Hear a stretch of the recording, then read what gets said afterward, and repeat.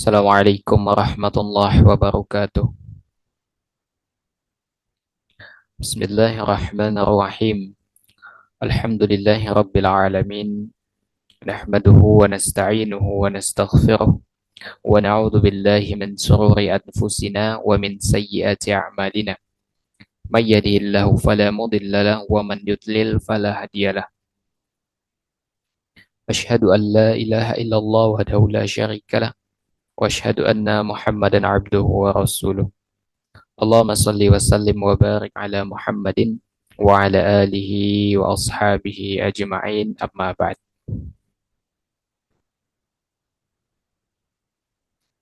Hadirin dimuliakan dari Allah Subhanahu wa taala. Alhamdulillah, bersyukur kita kepada Allah Subhanahu wa taala atas segala nikmat yang dilimpahkan kepada kita. Kita bermohon kepada Allah Subhanahu wa taala. Semoga Allah Subhanahu wa taala mempermudah segala urusan kita. Semoga Allah Subhanahu wa taala mengistiqomahkan hati kita di atas kebaikan. Semoga Allah Subhanahu wa taala merahmati setiap derap langkah kaki kita untuk menuju yang diridhai oleh Allah Subhanahu wa taala. Semoga Allah Subhanahu wa taala memberikan pemahaman yang baik kepada kita di dalam menyerap ilmu. Dan semoga Allah Subhanahu wa taala mempermudah kita untuk menyampaikan dan mengamalkan ilmu. Semoga Allah Subhanahu wa taala menjaga dan mempermudah segala urusan saudara-saudara kita dimanapun mereka berada, yang dizolimi, yang dikucilkan, yang dianggap sebagai pengganggu, padahal mereka berusaha untuk menjalankan syariat Allah Subhanahu wa taala. Semoga Allah Subhanahu wa taala tolong mereka. Dan semoga Allah Subhanahu wa taala menyertakan kita di dalam pahala bersama mereka. Tentu dengan doa, dengan donasi, dan dengan ikhtiar kita untuk membantu mereka. Hadirin yang Allah muliakan. Insya Allah pada kesempatan ini kita akan masuk pada pembahasan selanjutnya dari ensiklopedia larangan dalam syariat. Dan insya Allah ya pada kesempatan ini kita akan masuk pada bahasan berkaitan dengan ghibah. Hadirin sekalian, ketika kita berbicara tentang ghibah, ya, istilah ghibah ini bukanlah sesuatu yang asing bagi kita. Bukan sesuatu yang asing bagi kita. Bisa jadi setiap hari orang mengucapkan kalimat ini ketika misalnya dia menyebutkan keburukan orang lain atau menceritakan aib orang lain. Maka keluar istilah ghibah ya dari tutur lawan bicaranya untuk mengingatkan bahwa yang dilakukan itu adalah ghibah. Jadi istilah ghibah ini bukan sesuatu yang asing bagi kita. Ya, bukan sesuatu yang asing. Bermudah-mudahan di dalam menggibah orang lain merupakan bencana lisan. Jadi di antara bencana lisan adalah ghibah. Ya, selain menfitnah, selain berbohong, selain menghujat, selain caci maki, maka di antara fitnah lisan juga yaitu masuk di dalamnya ghibah. Masuk di dalamnya ghibah. Imam Nawawi mengatakan bahwasanya ghibah itu adalah apa? Menyebutkan kejelekan orang lain atau keburukan orang lain di saat ia tidak ada dalam pembicaraan. Artinya keburukan, kejelekan atau sesuatu yang tidak disukai itu diucapkan kepada orang lain di saat objek yang dibicarakan itu memang tidak di tempat. Misalnya ada segerombol orang misalnya, ya. Tiba-tiba ada orang lain yang datang dan menyapa mereka. Setelah yang menyapa itu pergi, kemudian mulai mereka membicarakan aib orang yang menyapa mereka itu tadi. Nah, jadi gibah itu adalah menyebutkan keburukan atau sesuatu yang tidak disukai dan itu dibicarakan di belakang orang yang sedang dibicarakan. Ya, maka orang yang kadangkala hobi menggibah itu ketika dia berhadapan dengan orang tersebut, dia bermuka manis biasanya kan. Dia berusaha menampilkan tampilan terbaik, tapi ketika orang itu tidak ada, maka keluar kemudian hujat dan caci maki serta gibahan yang ditujukan kepada orang tersebut. Ya, hadirin sekalian, gibah itu tidak hanya di dalam bentuk ucapan saja.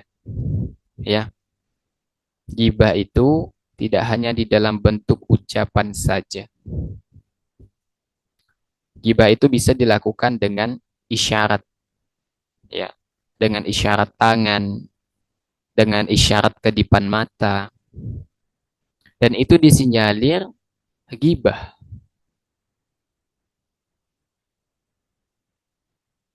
Makanya gibah itu tidak terbatas hanya pada ucapan saja. Dia bisa melalui tulisan, bisa melalui isyarat, atau memang bermain isyarat atau yang semisal dengannya. Misalnya, ya, sebagaimana yang terjadi di zaman Nabi alaihi salatu wasallam bahwasanya ada seorang wanita yang menemui Aisyah radhiyallahu anha. Jadi suatu ketika ada seorang wanita yang menemui Aisyah. Setelah wanita itu selesai hajatnya dengan Aisyah, ya wanita itu keluar, maka Aisyah pun ya mengisyaratkan menggunakan tangannya.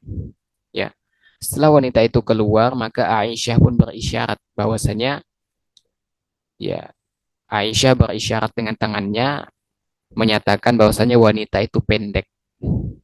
Ya, maka kata Nabi alaihi salatu wasallam apa? Qadir tabatiha.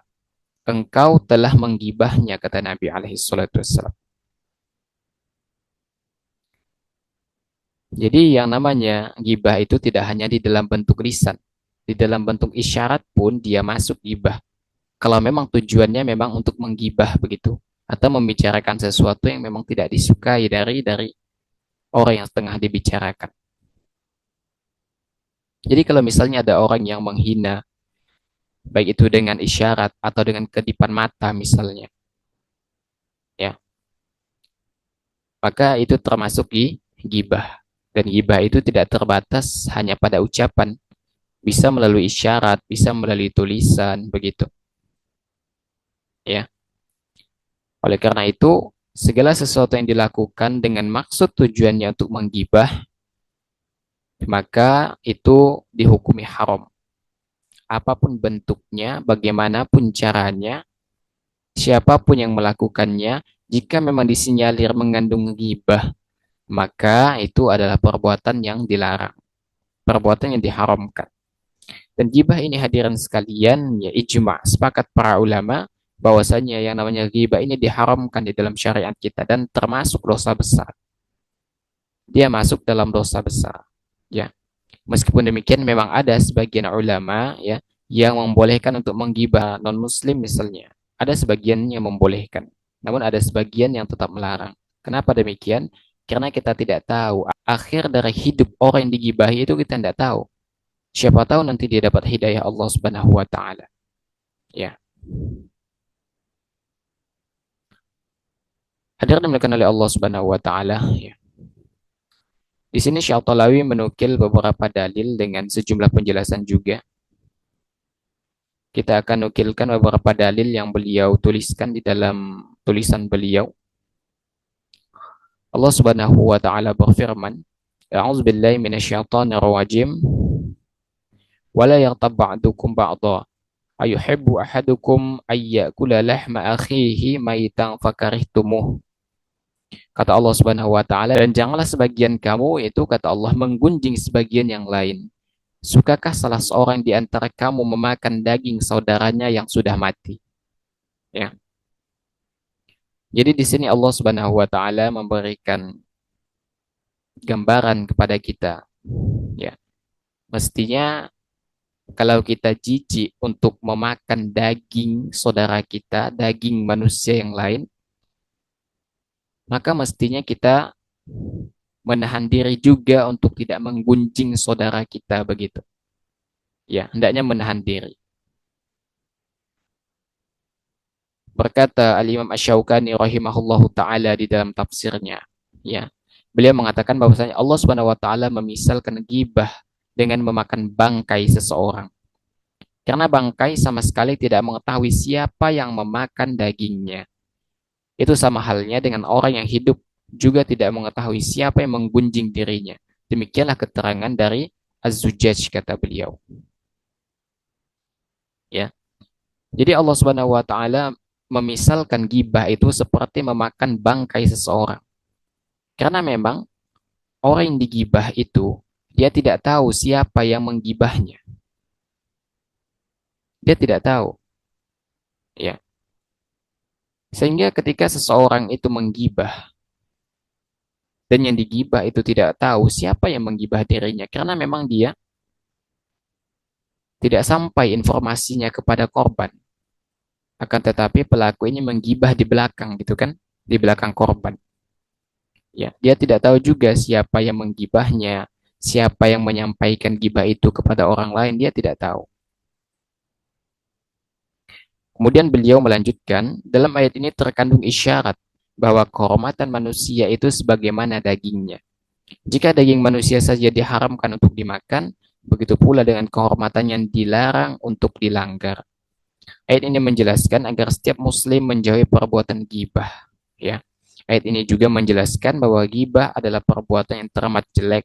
Begitu tercelanya pula orang yang melakukan gibah. Ya. Nah, jadi kata beliau dalam ayat ini isyarat, ya, ada sebuah isyarat bahwa kehormatan manusia itu sebagaimana dagingnya. Kita itu dilarang untuk memakan daging manusia. Ya, kita dilarang untuk memakan daging manusia karena berkaitan ya dengan kehormatan juga, berkaitan dengan kehormatan. Maka ketika seseorang itu menggibah orang lain, maka jatuhnya dia apa? Merusak kehormatan. Ya, merusak kehormatan. Sebagaimana seseorang itu merusak kehormatan dagingnya orang lain. Ya, atau misalnya melukai misalnya, atau misalnya memukul, kan ini tidak dibenarkan. Ini tidak dibenarkan. Oleh karena itu ini berkaitan dengan kehormatan manusia.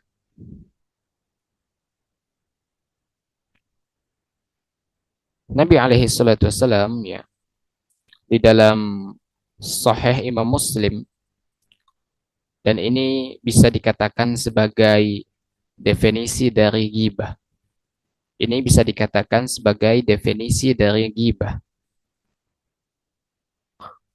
Kata Nabi alaihi salatu wasallam, "Atadaruna mal ghibah?" Tahukah kalian apa itu ghibah? Lalu para sahabat mengatakan, Allahu wa rasuluhu a'lam. Allah dan Rasulnya lebih mengetahui. Lalu kata Nabi alaihi salatu wasallam apa? Zikruka akhaka bima yakrahu. Qila afara'aita in kana fi akhi ma aqul. Qal in kana fihi ma taqulu faqad irtabtah. Wa in lam yakun fihi faqad bahattah. Kata Nabi alaihi salatu wasallam, gibah itu kau menyebut sesuatu yang dibenci oleh saudaramu tentang dirinya. Kau menyebut sesuatu yang dibenci oleh saudaramu tentang dirinya. Ya, ada yang bertanya, bagaimana menurut engkau ya jika apa yang kita katakan itu sesuai begitu, memang benar adanya fakta. Lalu kata Nabi alaihi salatu wasallam, jika yang ada padanya itu benar ya sebagaimana yang kita ucapkan, maka kita telah menggibahnya. Akan tetapi jika tidak ada padanya, maka kita telah menfitnahnya. Ya. Jadi kata Nabi alaihi salatu wasallam, definisi gibah itu adalah kita menyebutkan atau mengatakan sesuatu yang dibenci oleh saudara kita. Apakah kita memang mengatakan kekurangannya dari sisi kekurangan, ya, dari fisiknya, dari apa saja yang melekat, atau dari kelebihannya? Karena ada sebagian orang yang tidak suka apabila disebut-sebut kelebihannya. Maka kata sahabat, bagaimana kalau yang kami sebutkan itu memang betul ada padanya? Lalu kata Nabi SAW, berarti kalian telah menggibahnya. Kalaupun tidak ada pada dirinya, sebagaimana yang kalian katakan, berarti kalian sudah menfitnahnya. Maka dalam hadis ini, ya, terkandung definisi dari riba adalah kita mengatakan sesuatu apa yang tidak disukai oleh orang yang kita bicarakan, baik dari sisi fisiknya, ya, atau misalnya kita memang menggibahnya menggunakan isyarat-isyarat tadi sebagaimana yang dilakukan oleh Aisyah. Aisyah itu berisyarat menggunakan tangannya bahwa wanita itu pendek begitu, ya. Maka hadirin sekalian, ya, hendaknya kita berhati-hati ketika membicarakan orang lain, ya. Hati-hati. Apalagi kalau sampai menyebut nama, menyebut merek begitu kan. Apalagi kalau misalnya menyangkut kita menggibah misalnya pemimpin, apalagi ini besar kerusakannya, besar kerusakannya, ya. Hadirin dimuliakan oleh Allah Subhanahu wa taala, ya. Jadi hendaknya kita senantiasa menjaga lisan kita ketika berbicara, menjaga lisan kita. Jangan sampai lisan kita kemudian mengeluarkan kata-kata, mengeluarkan kalimat yang mendatangkan murkanya Allah Subhanahu wa taala. Karena ingat, apa yang kita ucapkan, apa yang kita pikirkan, apa yang terbesit dalam hati kita, itu semua akan dicatat oleh malaikat pengawas yang Allah Subhanahu wa taala tugaskan untuk mengawasi gerak-gerik kita. Allah Subhanahu wa taala mengatakan, "A'udzubillahi minasyaitonir rajim, ma yalfizu min qaulin illa ladaihi raqibun 'atid. Wa ja'at sakaratul maut bil haqq, dzalika ma kunta minhu tahid." Tidak ada satu ucapan pun yang diucapkannya, melainkan ada di dekatnya malaikat pengawas yang selalu hadir. Dan datanglah sakaratul maut yang sebenar-benarnya. Itulah yang kamu selalu lari darinya. Jadi ini, ya, tidak ada satu ucapan pun kata Allah yang diucapkan yang melainkan ada di dekatnya malaikat pengawas yang selalu hadir. Jadi apapun yang kita ucapkan, apapun yang kita lakukan, apapun yang kita pikirkan terbesit di dalam hati kita, itu dicatat oleh malaikat yang Allah Subhanahu wa taala tugaskan. Jadi tidak ada satu kata pun dari ucapan kita yang terlewat dan pasti itu akan tercatat. Kalau perkataan itu adalah perkataan yang mengandung keburukan, maka keburukan catatan itu. Tapi kalau dia kebaikan, zikrullah, mengajak orang pada kebaikan, maka kebaikan. Ya. Maka di sini kita bisa memanajemen, ya, apa yang kita ucapkan. Pikirkan apa yang akan kita katakan. Dan sering anak katakan bahwa pikirkan kalimat yang akan kita ucapkan, karena ketika kalimat itu kita ucapkan, maka kalimat itu yang akan mengendalikan kita. Maka kendalikan mulut kita sebelum apa yang dikeluarkan mulut kita mengendalikan kita. Ya, karena betapa banyak orang yang sembarangan dalam berbicara, tidak memikirkan apa dampaknya ke depan, akhirnya merepotkan dia di kemudian hari atau bahkan pada saat itu. Berangkat dari tidak bisa menjaga lisan begitu. Ya, hendaknya kita senantiasa camkan di dalam kehidupan kita bahwa setiap perkataan kita ini pasti akan dicatat. Pasti akan dicatat. Ya. Dan ingat, kata Nabi alaihi salatu wasallam tadi, jika yang kita katakan itu gibah itu benar ada pada saudara kita, berarti kita menggibahnya gitu loh. Dosa gibah. Kalau ternyata faktanya tidak ada pada dirinya, berarti kita sudah menfitnahnya. Dua-duanya ini dosa besar, menggibah atau menfitnah. Maka ketika kita membicarakan keburukan orang lain, maka ada dua peluang yang pasti akan kita dapatkan. Jika tidak dosa gibah, dosa fitnah. Tidak ada pilihan ketiga. Tidak ada pilihan ketiga. Hadiran makan oleh Allah Subhanahu wa taala ya. Maka ini kita perhatikan baik-baik. Kita perhatikan baik-baik. Jangan sampai lisan kita bermudah-mudahan di dalam membicarakan aib orang lain. Maka sibukkan diri kita dengan aib kita. Sibukkan diri kita dengan aib kita. Karena setiap orang itu harus mengoreksi dirinya, muhasabah. Kita tidak mempunyai otoritas untuk memuhasabah orang lain. Nggak ada. Tugas kita adalah memuhasabah atau mengoreksi atau introspeksi diri kita masing-masing. Tapi tugas kita hanya mengingatkan saja.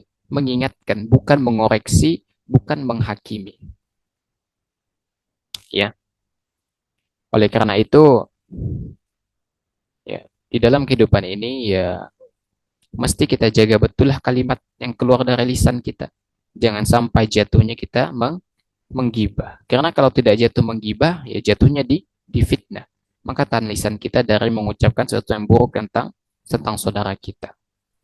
Nah, itu adalah beberapa nukilan yang dinukil oleh Syekh Tahlawi begitu, ya. Hadirin sekalian, seperti biasa kita akan tambahkan beberapa penjelasan agar apa yang kita bahas pada kesempatan ini semakin semakin komplit begitu. Di dalam Sahih Musnad dan di dalam Sunan Abu Daud dari Anas bin Malik radhiyallahu anhu bahwasanya Nabi alaihi salatu wasallam bercerita ketika beliau sedang dimi'rajkan oleh Allah Subhanahu wa taala. Kata Nabi alaihi salatu wasallam, ketika aku dimi'raj, aku berpapasan dengan kaum yang kukunya dari tembaga. Lalu mereka mencakar wajah mereka dan dada mereka. Maka aku berkata, siapa mereka wahai Jibril?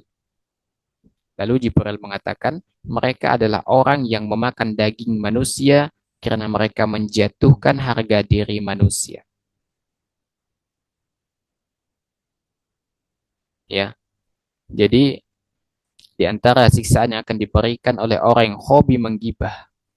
Karena orang yang menggibah, maka automatically dia akan menjatuhkan harga diri manusia, menjatuhkan harga diri orang yang digibahinya itu. Otomatis. Ya. Maka kata Jibril, ya, orang yang seperti ini, ya mereka nanti dikasih kuku tembaga, dan mereka nanti akan mencakar wajah mereka sendiri dan dada-dada mereka. Karena mereka mendawamkan atau membiasakan diri menggibah orang lain ketika di dunia. Maka ini peringatan untuk semuanya, bukan hanya untuk ibu-ibu ya. Karena umumnya gibah ini diidentikan dengan ibu-ibu, misalnya kalau udah kumpul-kumpul gitu mulai. Tidak hanya terbatas pada ibu-ibu, tetapi kepada yang bapak-bapak juga, yang laki-laki juga dikenakan hukum gibah. Kalau mereka memang bergibah, ya. Maka maksiat, ya, itu bisa terjadi kepada siapa saja. Makanya kita mesti mawas diri begitu. Karena gibah ini bukan hanya terjadi pada kaum wanita, akan tetapi terjadi juga pada kaum laki-laki. Hadirin makan oleh Allah Subhanahu wa taala. Nah, kita sudah mengetahui bagaimana tuntutan syariat agar menahan lisan kita dari gibah gitu kan. Dan tidaklah larangan Allah Subhanahu wa taala kecuali di situ ada maslahat untuk kehidupan manusia, pasti. Ya, tidaklah Allah memerintahkan atau melarang sesuatu pasti ada maslahat di dalamnya, pasti. Namun ya, seharam-haramnya gibah, ada fase atau kondisi di mana ghibah itu dibenarkan atau dibolehkan. Ya, ada fase di mana ghibah itu dibolehkan, tapi kondisi ini terbatas, tidak berlaku pada setiap kondisi. Ini dijelaskan oleh Imam Nawawi rahimahullah taala. Imam Nawawi mengatakan bahwasanya ada 6 keadaan yang kita dibolehkan menyebutkan aib orang lain, ya, tentunya dengan tujuan yang dibenarkan oleh syariat. Siapa mereka? Yang pertama adalah orang yang mengadukan tindakan kezaliman kepada penguasa atau pihak yang berwenang. Ya, misalnya seseorang yang melapor ke polisi atau melapor ke hakim bahwasanya ia sudah dizolimi, maka dipastikan hakim pasti akan bertanya, siapa yang menzolimimu? Apa bentuk kezolimannya? Maka kita cerita tuh memberitahu hakim gitu kan. Maka itu tidak termasuk gibah, tidak termasuk gibah. Atau misalnya antum diminta menjadi saksi misalnya. Menjadi saksi misalnya ada KDRT di rumah tetangga misalnya.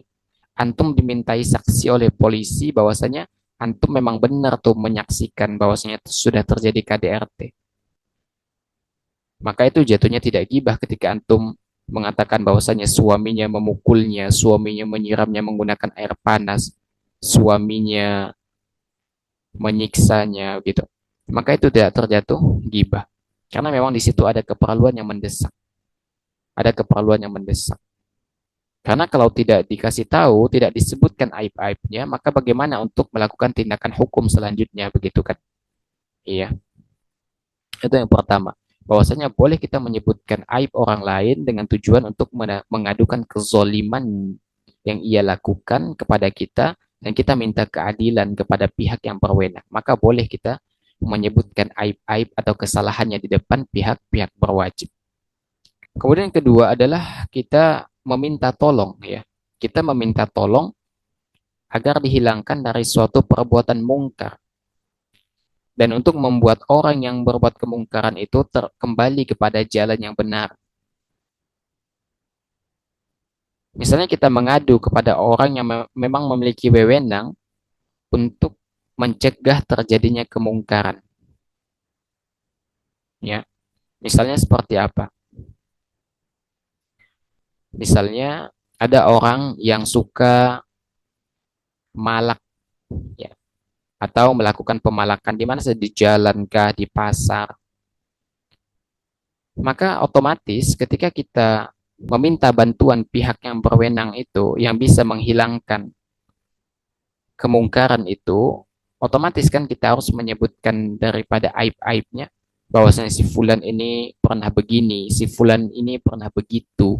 Kan mesti disebutkan aib-aibnya agar bisa diambil tindakan begitu. Maka ini kondisi kedua yang dibolehkan kita menggibah atau menyebutkan keburukan orang tersebut.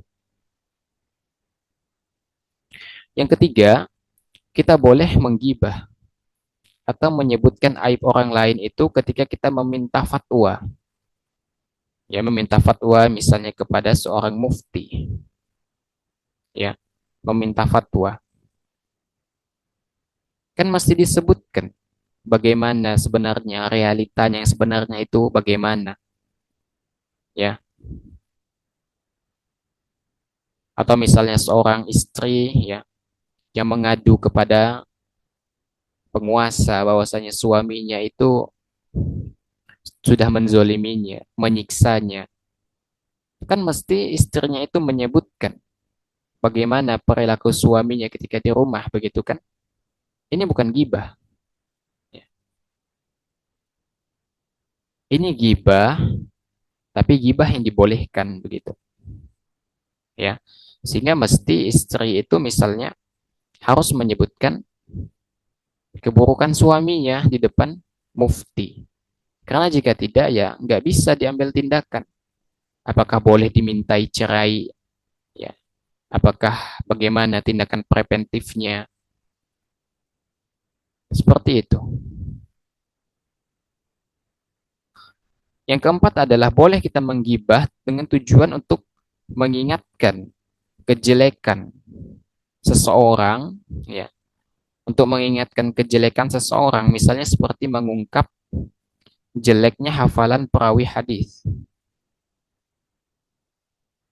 Ya makanya di dalam ilmu hadis ya itu pasti ditegaskan secara tegas dan lugas ya bahwa misalnya perawi ini pelupa, perawi ini suka berbohong, perawi ini majhul, tidak dikenal. Maka itu mesti disebutkan. Ini kan seolah-olah apa ya? Gibah kan, akan tetapi jika tidak disampaikan, maka madaratnya ini akan lebih besar begitu. Karena misalnya dalam ilmu hadis, jika memang tidak disebutkan bagaimana kondisi perawinya, otomatis tidak akan bisa diketahui bagaimana status hadis itu. Ya, maka otomatis dia akan merusak kemurnian Islam begitu. Maka akan tersiar kabar pastinya ya bahwa hukum ini dibangun di atas orang yang suka berdusta misalnya karena ada perawi yang suka berdusta atau ada perawi yang suka membuat hadis palsu atau hafalannya sangat-sangat lemah misalnya. Kan mau tidak mau mesti disebutkan begitu kan kekurangannya. Tujuannya apa? Tujuannya untuk apa? Mengingatkan atau memberikan peringatan kepada kaum muslimin untuk berhati-hati begitu agar tidak sembarangan mengambil rujukan. Itu yang keempat. Yang kelima adalah kita membicarakan orang yang terang-terangan melakukan bid'ah misalnya atau melakukan kemaksiatan. Dan tujuan kita mengingatkan orang ya dari pelaku bid'ah, dari ahli bid'ah itu kita bukan membenci personalnya ya, akan tetapi kita mengingatkan orang lain dari kebid'ahannya, dari perbuatannya begitu. Ya, maka jangan dikira kalau ada orang yang mengingatkan bahwa si fulan atau fulana ini ahli bid'ah, itu bukan kita menyerang personalnya, bukan. Akan tetapi kita menyerang perbuatannya yang tidak sesuai dengan sunnahnya Nabi alaihi salatu wassalam.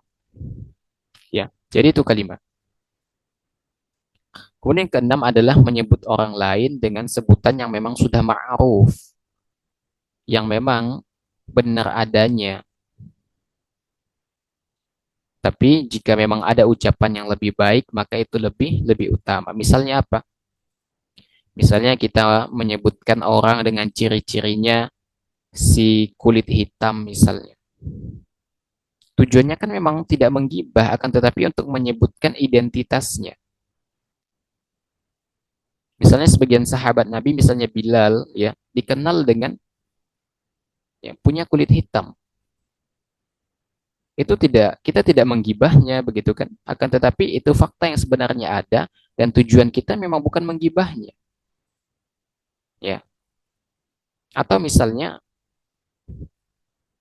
eh, kita menyebutkan orang misalnya dengan ciri fisiknya misalnya ya, selama ini tidak jatuh pada tindakan perendahan karena memang mencari diksi yang lebih netral atau diksi yang lebih baik itu lebih diutamakan. Misalnya si buta, si bisu misalnya, atau si botak, ya. Maka itu kan sesuatu yang tidak jatuh dalam gibah, tidak jatuh. Selama memang tujuan kita memang bukan menggibah, begitu kan? Selama tujuan kita bukan menggibahkan, tetapi memilih diksi yang lebih baik, maka itu lebih lebih utama.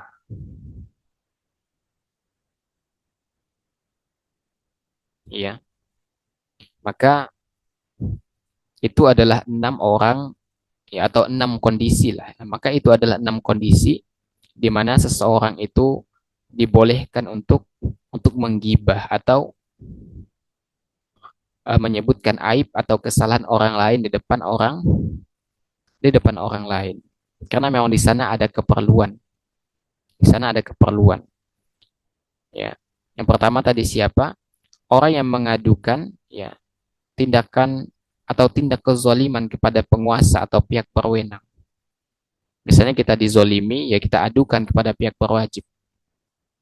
Maka kita sebutkan tuh ya kezaliman, bentuk-bentuk kezalimannya. Ya, kedua adalah meminta pertolongan kepada orang yang mampu menghilangkan kemungkaran. Maka mesti kita sebutkan jenis kemungkaran dilakukannya apa. Mesti. Kemudian yang ketiga adalah ketika kita meminta fatwa. Yang keempat adalah ketika kita ingin mengingatkan kaum muslimin dari kejelekan orang tersebut. Misalnya apa? Misalnya ini tambahannya. Tadi tidak Anda sebutkan. Ada seseorang yang hobi berhutang. Hobi berhutang dan sulit membayar. Sulit membayar ini bukan karena memang dia sulit, tapi akan tetapi memang kebiasaannya berhutang dan nggak mau bayar. Maka kita ingatkan orang, ini loh, si Fulan, ini hutangnya udah di mana-mana. Dan dia nggak mau bayar hutangnya. Maka boleh kita mengingatkan orang lain terhadap apa? Tindakan yang dilakukan oleh orang yang suka minjem uang itu. Ya. Yang kelima adalah apa? Yaitu kita menggibah atau membicarakan perilaku ahli bid'ah atau ahli maksiat. Tentu yang dibicarakan bukan personalnya ya, akan tetapi kebid'ahannya.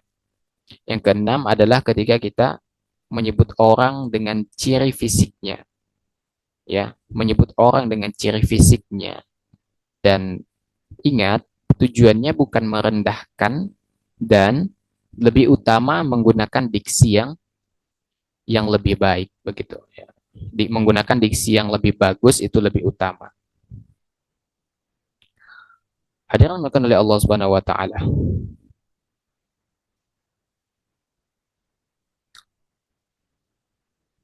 Ya, maka hendaknya kita berhati-hati lah terhadap gibah ini. Karena jika kita tergelincir, maka itu akan merepotkan kita. Gibah ini merepotkan sekali. Di dunia dia menyusahkan korban, di akhirat ya, di akhirat nanti dia si pelaku akan memikul beban yang berat nanti. Akan memikul beban yang berat karena di sini dia merusak kehormatan seorang seorang hamba, di mana kita diperintahkan untuk menjaga kehormatan mereka, menjaga darahnya, menjaga hartanya begitu.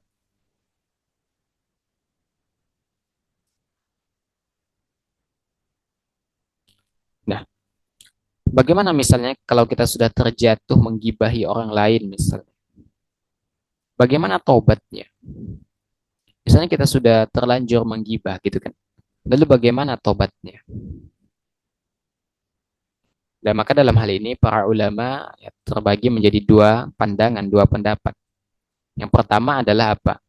Pendapat pertama ini ya, didukung juga ya oleh banyak ulama, misalnya Syekhul Islam Ibnu Taimiyah, ya, Ibnu Qayyim, ya. Bahkan dinukil bahwasanya ini pendapat mayoritas ulama. Pendapat pertama ini mengatakan bahwasanya cukup kita memohonkan ampun untuk orang yang kita gibahi. Ya, cukup kita memohonkan ampun bagi orang yang kita gibahi. Jadi misalnya kita terlanjur menggibah, maka kita mohonkan ampun bagi korban yang kita gibahi itu. Jadi pendapat ini mengatakan bahwa kita tidak perlu meminta kehalalan atau meminta maaf kepada pihak yang digibahi, akan tetapi cukup meminta maaf apa? Cukup kita istighfar ya, atau memohonkan ampun bagi korban. Ya. Nah, pendapat pertama ini juga ya memberikan beberapa alasan. Yang pertama bahwa ketika kita meminta maaf kepada korban bahwa kita sudah menggibahnya, ini membuka peluang terjadinya konflik begitu loh. Karena bisa jadi yang menggibah itu kan sahabatnya, teman dekatnya gitu kan. Nah, dikhawatirkan nanti ketika minta maaf, hubungan persahabatannya ini misalnya menjadi renggang begitu.